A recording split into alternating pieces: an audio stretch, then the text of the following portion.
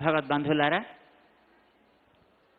అందరూ తదియారాధనలో పాల్గొని ప్రసాదాలు తీసుకుని ప్రశాంతంగా మళ్ళీ ఇక్కడికి చేరి ఉంటారని అనుకుంటున్నాం. మన ఉదయపు కార్యక్రమం కొనసాగుతోంది. ఈవేళటి ఉదయం మనం మన పెద్దజీయర్ స్వామివారి మీద ఒక చిన్న గ్రంథాన్ని ఆవిష్కరించుకున్నాం. దాన్ని ఇప్పుడే మన ముఖ్య అమాత్య శేఖరులు శ్రీమాన్ చంద్రశేఖరరావు గారు సపత్నీకులై సపరివారులై సకుటుంబ సమేతులై వారిక్కడికి ఇచ్చేశారు.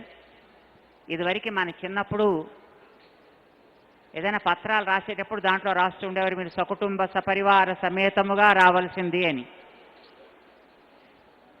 ఎవరో అడిగారు మమ్మల్ని, అయ్యా సకుటుంబం అంటే కుటుంబంతో కలిసి అని అర్థం, కుటుంబం కాకుండా ఇంకా ఎవరైనా ఉంటే పరివారం అంటారు, సపరివారంగా అంటే కుటుంబంలో వాళ్ళు, పరివారంతో కలిసిన వాళ్ళు, ఇంకా మళ్ళీ సమేతం ఎందుకండి అని.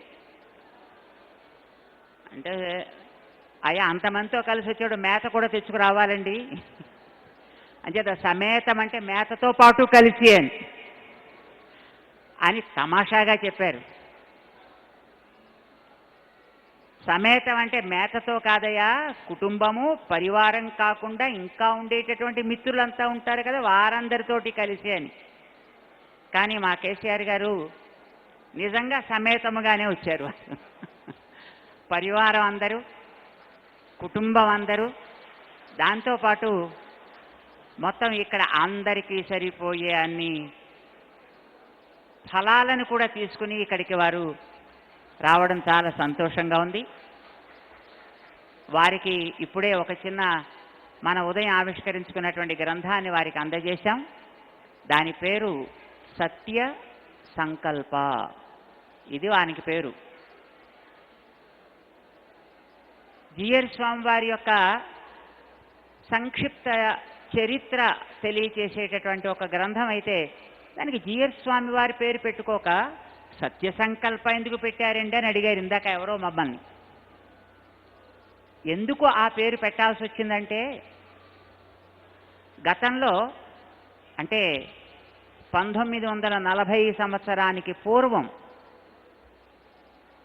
మన తెలుగు వారంటే పెద్దగా ఆదరం ఉండేది కాదు మిగతా ప్రాంతాల్లో. అందులో దక్షిణ భారతదేశంలో తమిళ ప్రాంతాల్లో అంటే పెద్దగా తెలుగు వారిని ఆదరించేవారు కాదు. అప్పట్లో మన పెద్దజీయర్ స్వామివారు ఆ ప్రాంతానికి వెళ్ళి మన సంప్రదాయాన్ని ఆ ప్రాంతంలో ఉండేటువంటి వాళ్ళందరికీ కూడా తెలియచేసే కొన్ని అద్భుతమైన కార్యక్రమాలు చేశారు. తర్వాత కూడా చేశారు. ఆ కార్యక్రమాలని చేసే క్రమంలో మొట్టమొదటి కార్యక్రమం ఏమిటంటే 1941వ సంవత్సరంలో అప్పట్లో ఉండేటటువంటి ఒక వ్యక్తి రామాయణం అంటే వాడికి పడక రామాయణాన్ని చింపి దాన్ని చెప్పులతో కొడుతూ ఊరేగించారు.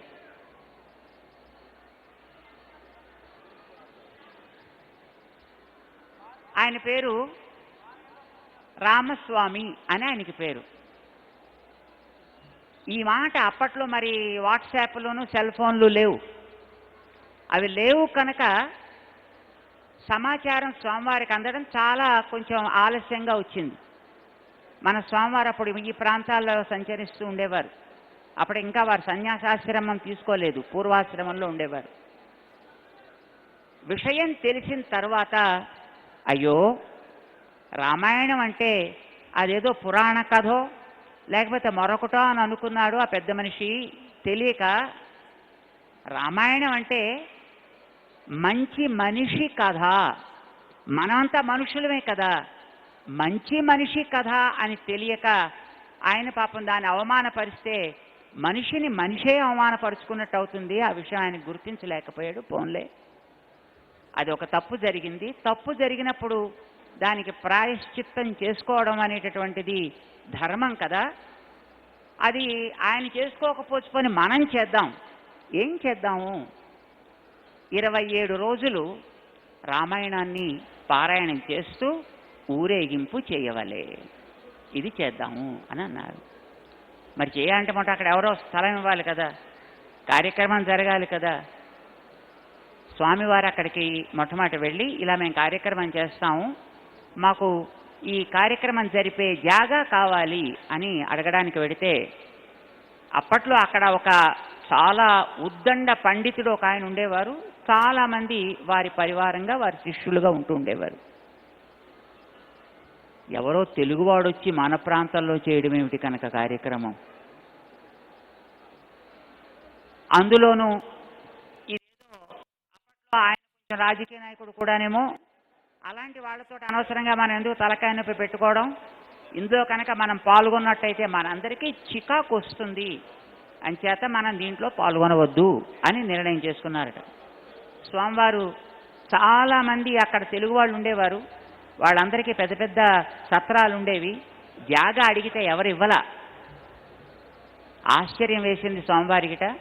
సరే పర్వాలేదు, రోడ్లు ఉన్నాయి, పేమెంట్స్ ఉన్నాయి, అక్కడ ఎవరు అడ్డరు కదా, అక్కడ ఉండే పండితుల్ని పోని మీరు రండి రామాయణం పారాయణకి అంటే, అమ్మో మేము ఎవరు రావండి, మీరు 2 రోజులు వస్తారు చేస్తారు, మీ దారిని మీరు పెడతారు, తర్వాత ఇక్కడ ఉండేవాళ్ళం మేమేం కదా, మళ్ళీ మా వీపులు జాగ్రత్తగా చూసుకోవాల్సిన బాధ్యత అయితే మాకుంది కనుక మేము రావంటే, మన ప్రాంతాల్లోంచి 300 మంది పండితుల్ని తీసుకుని మెడ్రాస్ వెళ్ళారు.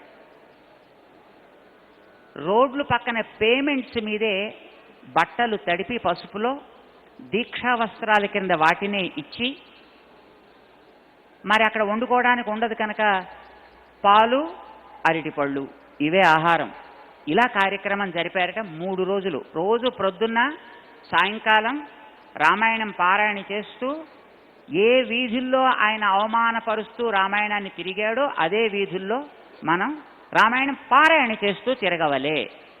జరిగింది. 3 రోజులు రెస్పాన్స్ చాలా అద్భుతంగా ఉందిట. అందరూ చాలా సంతోషపడుతూ పాల్గొన్నారు. ఇది చూశాక మిగతా వాళ్ళందరికీ ఉత్సాహం వచ్చి, కొంచెం ధైర్యం వచ్చి, సరే ఏమండి ఇప్పుడు మా సత్రం ఇస్తాను రండి, మా సత్రం ఇస్తాను రండి అని బతిమాలితే, సరే తర్వాత ఏదో జరిగింది. మొత్తం 27 రోజులు కార్యక్రమం జరిగిపోయింది. కార్యక్రమపు అందం చూసిన తర్వాత మొట్టమొదట వద్దన్న ఆ పండితులు, పెద్ద ఉద్దండ పండితుడు ఒక ఆయన అన్నాం కదా, వారికి కూడా కొంచెం మనస్సులో చివుక్కుమంది. అయ్యో అనవసరంగా మనం తప్పు చేశామేమో అని అనిపించింది. తర్వాత నుంచి ఆయన కొంచెం పాజిటివ్గా మారడం ప్రారంభం చేశారు. మన పెద్దజీయర్ స్వామివారు ఇది 27 రోజులు చేస్తే చాలదు, ఇది 108 సార్లు 27 రోజులు ఒక్కొక్క యాక్టివిటీ చొప్పున మొత్తం 9 ఇయర్స్ కంటిన్యూస్లీ చేయాలి. ఆ 9 ఇయర్స్లో కూడా ప్రతిరోజు రామాయణం చదవాలి, ప్రతి శ్లోకంతో చివర రామనామంతో స్వాహకారం చేస్తూ హోమం చేయాలి. మొదటి రోజు వెలిగించిన అగ్ని 9వ ఏడాది దాకా ఆరకూడదు. ఇది ప్రాజెక్ట్. అయితే అది చేయడానికి వారికి చాలా టైం పట్టింది. 1960లో 54లో వారు సన్యాసాశ్రమం తీసుకున్నారు. 60 నుంచి ఈ ప్రాజెక్ట్ ప్రారంభించగలిగారు. 69 దాకా చేశారు. ఆ రకంగా నిర్మాణం చేసినటువంటి ఎక్కడెక్కడ తిరిగారో అందరి చేత రామనామం రాయించేవారు. 108 స్తంభాలు కట్టారు. మన సిద్దిపేటలో కూడా ఒక స్తంభం ఉంది అలాంటిది. ఈ 9 ఏళ్ళు పూర్తయిపోయిన తర్వాత 1970లో ఆ పెద్ద మనిషి చాలా ముసలైన, అప్పటికే 90-year-old పర్సన్, తెల్లటి గడ్డం తెల్లటి జుట్టు అలా ఉండేవాడు ఆయన. ఆయన దగ్గరికి వెళ్ళి మన పెద్ద స్వామి కలిశారట. ఎవరు మీరు, ఎందుకు వచ్చారు అంటే, నీకు నాకు ఉండే ఫ్రెండ్షిప్ని బట్టి వచ్చామయ్యా, రిలేషన్షిప్ని బట్టి వచ్చామని. ఐ సెడ్ యు ఆర్ సన్యాసి, I'm a politician, I'm N atheist, what is the relationship between both అంటే, మరేం లేదయా, అందరికీ కూడా మేము రామా రామా రామా రాయండి అని చెప్పి రాయిస్తాం, మేము చెప్పకుండా నువ్వు రాస్తున్నావయ్యా, అదే మా ఇద్దరికి రిలేషన్షిప్ అన్నట్టు. ఐ నెవర్ రోట్ రామనామా అంటే, సర్లే నువ్వు రోజు సంతకం పెడతావా అంటే వందల సార్లు పెడతానండి రోజును. ఏం పెడతావాయా? రామస్వామి. చూసావా, మేము చెప్పేది రామ అని రాయమని, కానీ నువ్వు ఒక్క రామ రాయకుండా రామస్వామి కూడా రాస్తున్నావు. మేము స్వామి రాయమని చెప్పలే, కానీ నువ్వు స్వామి కూడా రాస్తున్నావు. రాముడు నువ్వు మా స్వామి వయ్యా అని కూడా రాస్తున్నావు. ఎంత గొప్పవాడివయ్యా అని. కొంచెం ఫన్నీగా అనిపించింది అతనికి, జోవియల్గా అనిపించింది. సరే రండి కూర్చోండి అని కూర్చోబెట్టుకుని మాట్లాడేట. కొంతసేపు మాట్లాడిన తర్వాత ఆయనకి నేను పెద్ద భక్తుడిని కాదండి, నాకు దేవుడి మీద పెద్దగా అంత నమ్మకం గట్రా లేదండి.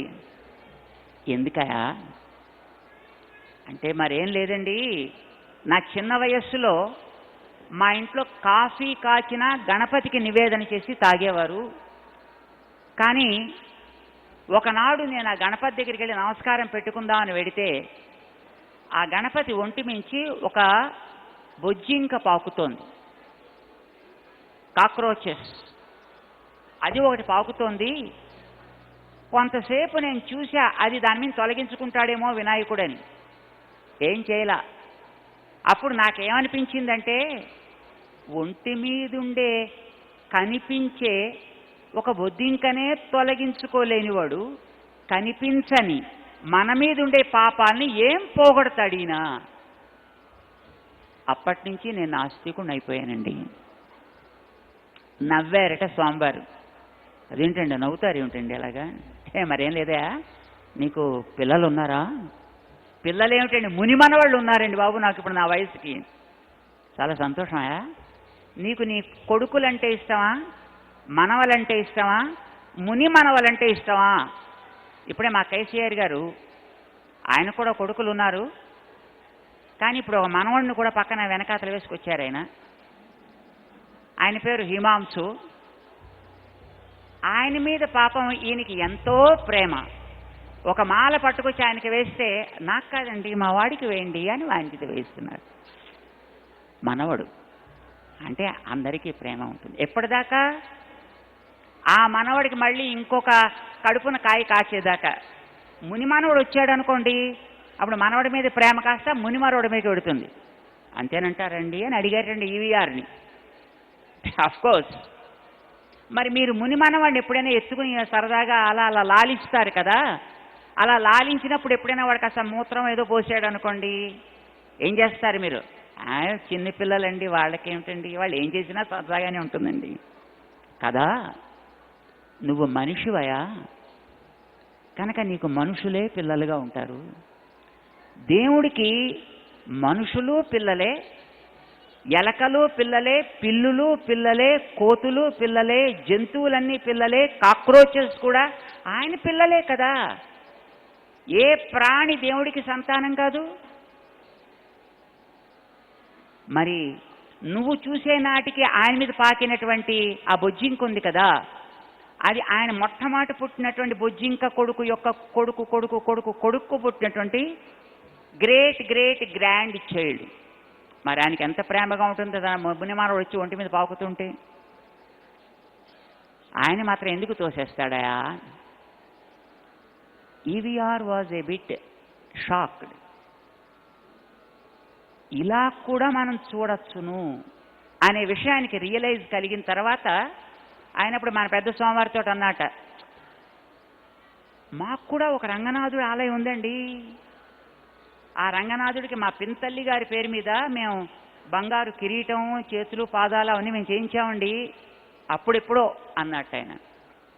కానీ స్వామీజీ, ఇప్పుడు నాకు వయసు 90 years కదా, నేను ఒక మార్గంలో ప్రజలకి పరిచయం అయ్యాను. ఇప్పుడు మళ్ళీ నేను ఆస్తికుడిగా మారితే ప్రజలు హర్షించరండి అంటే, అదేమిటో ఎలా అంటావు? నేను నిన్ను మార్చడానికి రాలేదయా. ఆనాడు ఎప్పుడో నువ్వు రామాయణాన్ని కొంచెం అవమానపరిచి ఒక తప్పు చేశావు. నువ్వు ఆ దేవుడి సంతానమే, నేను ఆ దేవుడి సంతానమే కదా, కనుక మన ఇద్దరం కూడా సోదరులు అవుతామయ్యా. ఒక సోదరుడు ఒక పని చేసినప్పుడు దానికి ఏదైనా ప్రాయశ్చిత్తం ఆయన చేసుకోలేకపోతే ఏ సోదరుడైనా చేసుకోవచ్చు కదా. నీ తరఫున మేము చేశాను లేవయ్యా అవన్నీని, అది నీతో చెప్పి పోదామనే వచ్చాను సుమా అని స్వామివారు అక్కడి నుంచి బయలుదేరారట. ఇది 1970లో జరిగింది. ఆ పాజిటివ్ వాతావరణం ఏర్పడ్డ తర్వాత ఊళ్ళో వాళ్ళందరికీ మంచి ప్రేమ కలిగింది.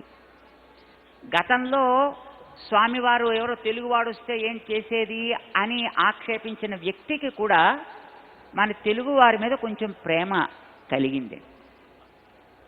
ఆ తర్వాత మన పెద్దజీయర్ స్వామివారు చేసినటువంటి రామకర్తవుల్లో కానీ, లక్ష్మీనారాయణ 1000 కుండాల యాగం జరిగింది 72లో, అందులో కానీ, 73లో అఖిల భారత వేద విద్వత్ సమ్మేళనం జరిగింది ఢిల్లీలో, అందులో కానీ ఆయన స్వయంగా పాల్గొని స్వామివారి యొక్క వైభవాన్ని చాలా అద్భుతంగా కీర్తించారు. ఆ మహనీయుడు, ఆ పెద్ద పండితుల పేరు ప్రతివాది భయంకరం మహామహిమోపాధ్యాయ అన్నంగరాచార్య స్వామి అని పేరాయన. ఆయన స్వామివారి యొక్క వైభవాన్ని తెలుసుకున్న తర్వాత స్వామివారికి ఒక బిరుదుని ఇచ్చారు ఆయనే, సత్య సంకల్ప. దాని మీద చాలా శ్లోకాలు కూడా రాశారు ఆయన. సత్య సంకల్పుడు అనేటటువంటి పేరు వైకుంఠంలో ఉండేటటువంటి నారాయణుడికి ఉంటుంది, భగవంతుడికి ఉంటుంది. ఈ భూమి మీద ఉండే వాళ్ళెవరికి సత్య సంకల్ప అనే పేరు ఉండదు, ఆ టైటిల్ మిగతా వాళ్ళెవరికి తగదు, ఒక్క జీయర్ స్వామి వారికి తప్ప. వీరు చేసినటువంటి ఏ సంకల్పమైనా, అది చిన్నదైనా పెద్దదైనా, దాన్ని సాకారం చేసి చూపించగలిగేటటువంటి ఆ సత్య సంకల్పత్వం వీరికి ఇక్కడే ఏర్పడ్డది కనుక వీరు సాక్షాత్తు ఆ భగవంతుడి యొక్క అనుగ్రహంతో మనకు అందినటువంటి అపర రామానుజులని వారి లెటర్ హెడ్ వెనకాతల మన పెద్ద స్వామివారి ఫోటో వేసుకుని సత్య సంకల్ప తిదండి శ్రీమన్నారాయణ రామానుజ జీఎం గారు, అప్పట్లో జీఎం గారు అంటుండేవారు. ఇప్పుడు కూడా గ్రామాల్లో అట్లానే అంటూ ఉంటారు. కొంచెం పట్టణాల్లోకి వచ్చాక జీయర్ స్వామివారు అని అంటారు, కానీ గ్రామాల్లో జీఎం గారిని అంటుంటారు. అలాగ వారు వారి లెటర్ హెడ్ వెనకాతల రాసుకున్నారు, బొమ్మ వేసుకుని. ఆ మహనీయులు చాలా గొప్ప పండితులైన, అన్ని సంప్రదాయ పెద్దలు కూడా ఆదరించినటువంటి మహనీయుడైన. ఆయన ఇచ్చిన టైటిల్ సత్య సంకల్ప అనేది. ఆ టైటిల్ వేసి అప్పట్లో మన పెద్ద స్వామివారు పెద్ద ఫోటోలు తీయడం ఇష్టపడేవారు కాదు, తన ఫోటో అసలు తేనిచ్చేవారు కాదు. అయినా దొరికినటువంటి వాటితో చిన్న గ్రంథం తయారు చేసి వారు మనకు అందించినటువంటి మహోపకారాన్ని తెలియచేస్తూ ఇచ్చినటువంటి పుస్తకాన్ని మా కేసీఆర్ గారికి, వారి దంపతులకి ఇప్పుడే మేము అందించడం జరిగింది. ఈరోజు మాకు పుట్టినరోజు అని ఓ ఫంక్షన్ చేస్తున్నారు. పుట్టినరోజు నాడు పిల్లలకి చేసేది ఆవదం పోయడం. ఇదివరకు రోజుల్లో అలా పోసేవారు. మా కేసీఆర్ గారు ఆవదం కాదండి, మేము పళ్ళు పోస్తాం మీకు అందరికీ అని వారు మొత్తం ఇంత పళ్ళతోటి, పరివారంతో, ప్రేమతోటి ఇక్కడికి వారు రావడం మాకు చాలా ఆనందదాయకం. వారు ఎన్నో అద్భుతమైనటువంటి కార్యక్రమాలని చేస్తూ రాజకీయంగా వారికంటూ ఒక స్థానాన్ని ఏర్పాటు చేసుకోవడమే కాకుండా రాజకీయ నాయకుల్లో ఒక కొత్త ఒరవడికి దారి చూపించినటువంటి మహనీయుడైన. సాధారణంగా రాజకీయాల్లో ఉండేవాళ్ళు ఎప్పుడు కూడా దేవుడి గురించి మాట్లాడడానికి సిగ్గుపడతారు, మొహమాట పడతారు. వ్యక్తిగతంగా అందరూ కూడా భక్తులుగా ఉన్నప్పటికీ కూడా పబ్లిక్లో దాని గురించి మాట్లాడడానికి, ఏదైనా ఒక కార్యం చేయడానికి సిగ్గుపడతారు. కానీ కేసీఆర్ ఈజ్ దానికి ఒక వ్యతిరేకి. వారు దానికి భగవద్భక్తికి ఈజ్ ది బెస్ట్ ఎగ్జాంపుల్. మొట్టమొదట యాదగిరిగుట్ట దేవస్థానాన్ని చక్కగా యాదాద్రిగా కొత్త కాంతులీనేటటువంటి ఒక అద్భుతమైనటువంటి క్షేత్రంగా, భారతదేశంలోనే నరసింహస్వామి యొక్క క్షేత్రాలలో తలమానిక క్షేత్రంగా దాన్ని తీర్చిదిద్దుతున్నారు. అది ఒక పెద్ద ప్రాజెక్ట్, మెగా ప్రాజెక్ట్. అది ఆరంభించి ఇంకా సాగుతూనే ఉంది. ఇంకా రోజు రోజుకి దాంట్లో ఒక కొత్తదనాన్ని చేర్చి ఇక నరసింహస్వామికి ఇంత అద్భుతమైనటువంటి క్షేత్రాన్ని మరెవరూ ఏర్పాటు చేయలేరు అనే అంత ఉత్తమ క్షేత్రంగా దాన్ని తీర్చిదిద్దేటటువంటి ఒక మిషన్ వారు తీసుకుని ఆ దిశలో దాన్ని అభివృద్ధి చేస్తున్నారు. ఇది ఒక ముఖ్యమంత్రిగా వారు చేసినటువంటి తొలి అడుగు. ఆ తర్వాత వారు చేసినటువంటి యజ్ఞాలు, యాగాలు, ఇలాంటి కార్యక్రమాలు కానీ, ఇంకా మన ప్రాంతాల్లో ఉండేటువంటి ఎన్నో ఆలయాలు లైన్లో ఇంకా చాలా ఉన్నాయి. వేములవాడ ఉంది, భద్రాద్రి ఉంది. ఇప్పుడే వారికి ఒక కిరీటానికి కలికితురాయిగా వెలిసినటువంటి మట్టపల్లి క్షేత్ర ప్రాంగణాన్ని, ఆ ప్రాంతాన్ని కూడా అభివృద్ధి పరచాల్సినటువంటి ఒక అవసరాన్ని కూడా వారు గమనించి దాన్ని కూడా తమ యొక్క పథకంలో ఒకటిగా చేర్చి దాన్ని కూడా ఒక ఆదర్శవంతమైనటువంటి క్షేత్రంగా తీర్చిదిద్దాలి అనేటటువంటి సంకల్పాన్ని కూడా ఇప్పుడే వారు తెలియచేయడం జరిగింది. వారి యొక్క సాహసం ఎందుకు చెప్తున్నా అంటే ఈ మాట, ఒక మంత్రిగా ఉంటూ ఇలాంటి కార్యక్రమాల గురించి మాట్లాడడానికి కూడా సిగ్గుపడతారు, మొహమాట పడతారు, భయపడతారు. మొట్టమొదట ఎవరు ఏ రకంగా క్రిటిసైజ్ చేస్తారో అనేటటువంటి స్థితిలో అదేం లేకుండా మనస్సులో ఉన్నదాన్ని స్పష్టంగా, నిక్కచ్చిగా, అందంగా, ఆనందాన్ని అందరికీ అందించేటట్లుగా చెప్పగలిగేటటువంటి చొరవ భగవంతుడు వారికి ఇచ్చారు. మేము ఎప్పుడో ఒకసారి అన్నాం, వారు మొట్టమొదటిసారి చీఫ్ మినిస్టర్గా మమ్మల్ని ఒకసారి కలిసినప్పుడు, బక్కవాడైనా గొప్పవాడండి, ధైర్యస్తుడే. వారు ఈవేళ ఇక్కడికి రావడం మాకు చాలా సంతోషంగా ఉంది. ఈ దీపావళి మనకి 5 రోజులు ఇక్కడే. 1993వ సంవత్సరం నుంచి మనకి దీపావళి పండుగ ఒకరోజు కాకుండా 5 రోజులకి పెరిగింది. 93వ సంవత్సరంలో మన ఆరాధ్య మూర్తి, మన పెద్దస్వామి వారు మనకు అనుగ్రహించినటువంటి శ్రీరామచంద్ర ప్రభు అప్పుడు అలాగా కొంతమంది చోరుల బారిన పడి విదేశాలకు వెళ్ళిపోవాలని ఆయన ప్రయత్నం చేశాడు. ఎందుకంటే అంతకు ముందు రోజే అమెరికా నుంచి అక్కడ ఉండేటటువంటి మన తెలుగు వాళ్ళే వచ్చి, స్వామి మీరు అమెరికా రాకపోతే ఎట్లాగా, మన వాళ్ళు చాలామంది ఉన్నారు కదా అంటే, మేము బయట దేశాలకి రాదలుచుకోలేదు అని నిక్కచ్చిగా చెప్పేశాం. మేము చెప్పిన 3వ రోజున ఆ స్వామిని అమెరికాకి తీసుకువెళ్ళిపోవాలని కొంతమంది మన ఆశ్రమాల్లోంచి తీసుకుని బయటకు వెళ్ళిపోయారు. వెళ్ళిపోయిన తర్వాత 3 రోజులు స్వామి ఎక్కడున్నాడో తెలియలేదు. కానీ అప్పట్లో ఉండేటటువంటి ఆయన పోలీస్ డిపార్ట్మెంట్ వారి యొక్క సాహసం చేత, వారిలో ఉండేటటువంటి చాకచక్యం చేత, చొరవ చేత ఆ స్వామి ఎలా వెళ్ళాడో అలాగా లక్ష్మణస్వామి చేతిలో ఒక్క బాణం తప్ప మిగతాదంతా యథాతథంగా తిరిగి వచ్చాడు. ఆ తిరిగి వచ్చిన తర్వాత మన ఆశ్రమంలో నీళ్లు ముట్టారు అక్కడ ఉండేవాళ్ళు. ఆ 3 రోజులు ఎవ్వరూ నీళ్లు కూడా ముట్టల. అది ఒక నైట్ మేర్ అని మాత్రం మనం అనగలం. అది 93లో జరిగిన తర్వాత అప్పటి నుంచి ఆయనకి వెళ్ళాలనిపించింది కాబోలని మాకు అనిపించింది. మరి వెళ్ళాలనిపిస్తే నీ అంతటి నువ్వు వెళ్ళిపోతే ఎట్లాగయ్యా? ఆలయంలో ఉండే దేవుడు మైనర్, ఆయనకి వెనకాల గార్డియన్ ఉంటారు, గార్డియన్ చెప్పినట్టు మైనర్స్ వినాలి. అంచేత నువ్వు అలా వెళ్ళిపోతే లాభం లేదు, నీకు వెళ్ళాలనిపిస్తే మేమే తీసుకెడతాంలే అని అప్పటి నుంచి వెళ్ళడం ప్రారంభం చేశాం బయట దేశాలకి. అప్పటిదాకా బయటికి వెళ్ళలే. అయితే అప్పటి నుంచి ఏనాడు మళ్ళీ ఆ స్వామి తిరిగి వచ్చాడో దీపావళి తర్వాత వచ్చేటటువంటి పంచమి రోజున అన్నమాట. ఆవేళ స్వామికి ఇంకోసారి ఎప్పుడు మళ్ళీ ఇలా బయటికి వెళ్ళే చేష్టలు చేయకుండా జాగ్రత్తగా కుదురుగా కూర్చోవాలని 1000 కలశాలతో అభిషేకం చేయడం ప్రారంభం చేశాం. అయితే ఆ కలశాలతో అభిషేకం చేయడం కూడా ఏ పోలీస్ ఆఫీసర్ అయితే దాన్ని తీసుకొని వచ్చాడో అప్పట్లో ఆయన తన టీం తోటి తీసుకొచ్చాడండి. ఆ ఆఫీసర్ 2వ రోజున మా ఆశ్రమానికి వచ్చాడు. ఆయన అప్పుడు ఉండేటటువంటి వాళ్ళు అలాగా ఏర్పాటు చేశారు.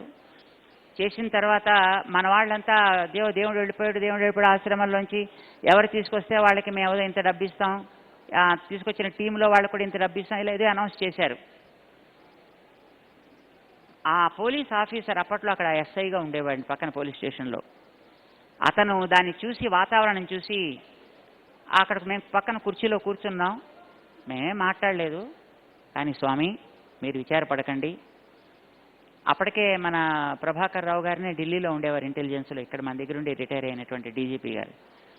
సరే వాళ్ళ దగ్గర నుంచి మాకు ఫోన్లు వస్తున్నాయి, మాకు ఎవ్వరూ ఇన్ఫ్లుయెన్స్ వద్దండి స్వామి, మేము సిన్సియర్గా చేస్తాం, వెతుకుతాం, పెరుమాళ్ల వారు వచ్చేంత వరకు నేను ఈ డ్రెస్ విప్పను, నేను కూడా ఏమీ తినను అని అతను అక్కడే ఒక ప్లెడ్జ్ తీసుకుని వెళ్ళాడు. సరే తర్వాత వెతికాడు. పోలీసు వాళ్ళకి వాళ్ళ పద్ధతులు ఏవో ఉంటాయి, వాళ్ళకి మంచి మంచి పద్ధతులు ఉంటాయి, వాళ్ళు వెతకడానికి కావాల్సిన పద్ధతులు. ఆ పద్ధతుల్లో ఆయనకి ఇది ఫలానా వాళ్ళు తీసుకువెళ్ళారని తెలిసింది. తర్వాత అది స్టువర్డ్పురం వాళ్ళకి సంబంధించినటువంటి వాళ్ళు అప్పుడు అక్కడ. సరే వాళ్ళని పట్టుకున్నారు, దానికి లొకేషన్ దొరికింది. ఎక్కడో ముళ్ళ పొదల్లో అప్పట్లో వెంటనే ఎలక్ట్ జరిగిపోయింది మొత్తం త్రూఅవుట్. అంచేత బయటికి వెళ్ళలేక వాళ్ళు ఆ ముళ్ళ పొదల్లో ఎక్కడో వాటిని అన్నింటినీ కూడా విసిరేసి తర్వాత వాళ్ళు వెళ్ళిపోయారు. బట్ దొరికింది.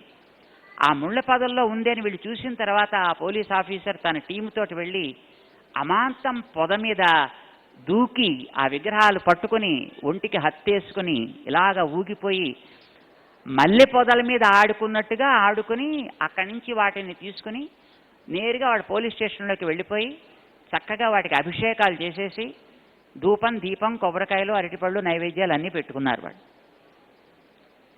అది చేయగానే వెంటనే మా ఆశ్రమానికి వచ్చి స్వామి పెరుమాళ్ళ వారు వచ్చారు అన్నాడు. ఆ పక్కన ఒక యాపిల్ ఉంటే ఆయన చేతిలో పెట్టాం. చిన్నపిల్లవాడు తిన్నట్టుగా తిన్నాడు. అప్పటికే 3 రోజులు ఆయనకు కూడా తిండి లేదు. ఆ రకంగా దేవుణ్ణి తీసుకొచ్చిన తర్వాత మాకు కొత్త ప్రాణం పోసాడు ఆయన. అయితే మరి పోలీస్ తీసుకొచ్చిన వాళ్ళకి మన వాళ్ళు ఏదో ఇస్తామని అనౌన్స్ చేశారు కదా, డబ్బులు ఆయనకి ఇస్తే, సారీ స్వామి నేను పైసలు తీసుకోవడం నా ధర్మం కాదు,